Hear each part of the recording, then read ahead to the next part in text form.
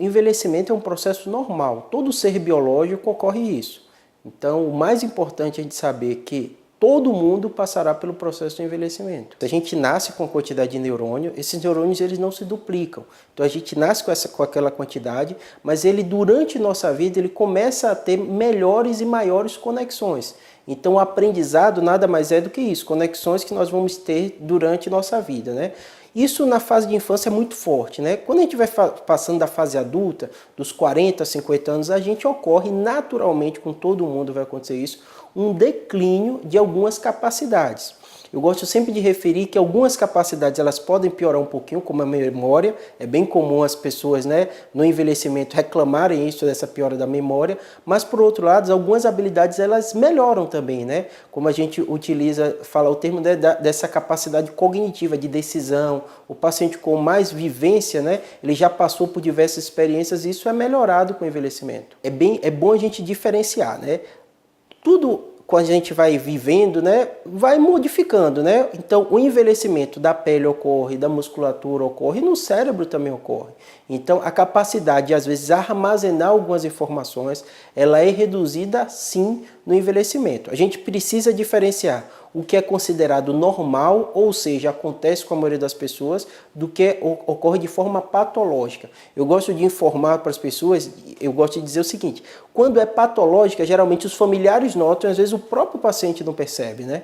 Quando é um envelhecimento normal, às vezes o paciente refere isso, mas é algo que faz ela ter o convívio normal, não atrapalha nas atividades do dia a dia. Pode trabalhar, tudo isso, mesmo com esse pequeno declínio que pode acontecer. A partir da quinta e sexta década de vida, pode acontecer esse declínio da memória. O que eu gosto de falar, e gosto de dar o exemplo do músculo, né? Da mesma forma, quando a gente envelhece, a gente vai perdendo massa muscular, a gente percebe que muitas pessoas elas fazem atividade física e conseguem conservar aquela capacidade muscular. A mesma coisa acontece com o cérebro. Quanto maior capacidade a pessoa com maior idade tiver e exercitar o cérebro com atividades corriqueiras do dia a dia, atividades laborais, atividades intelectuais, menor ela vai sentir esse processo de envelhecimento. A gente falou de memória, falou de habilidade emocional, né, de resolução de problemas, mas o que eu gosto de dizer é o seguinte, todas essas atividades elas estão conectadas. Então a própria atividade física ela envolve sim atividade cerebral, não é só músculo que a gente desenvolve quando pratica atividade física.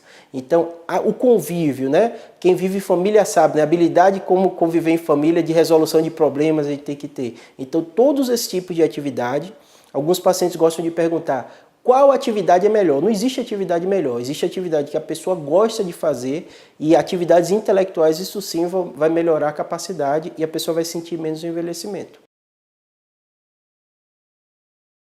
O mais clássico que a gente tem é a doença de Alzheimer, né? A principal causa, né? O termo que a gente usa quando a pessoa perde várias capacidades cognitivas, o termo é demência, né? Então, no envelhecimento, a maior causa de demência hoje é a demência relacionada à doença de Alzheimer. O que seria a doença de Alzheimer? Seria uma dificuldade maior da conexão entre os neurônios e isso faz com que a pessoa vai perdendo algumas capacidades e habilidades. A mais comum e mais frequente que a gente nota é a memória, mas outras habilidades, né, comportamental não avançada dessa doença também pode acontecer. A doença de Alzheimer ela tem alguns fundos que a gente diz, algumas causas.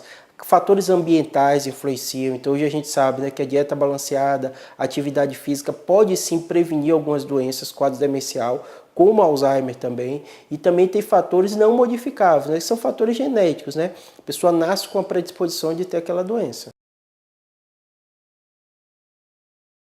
Prevenção. Primeira coisa, o cérebro é um órgão como qualquer outro. Apesar dele ter uma função tão importante, ele precisa de nutrientes, ele precisa de receber sangue.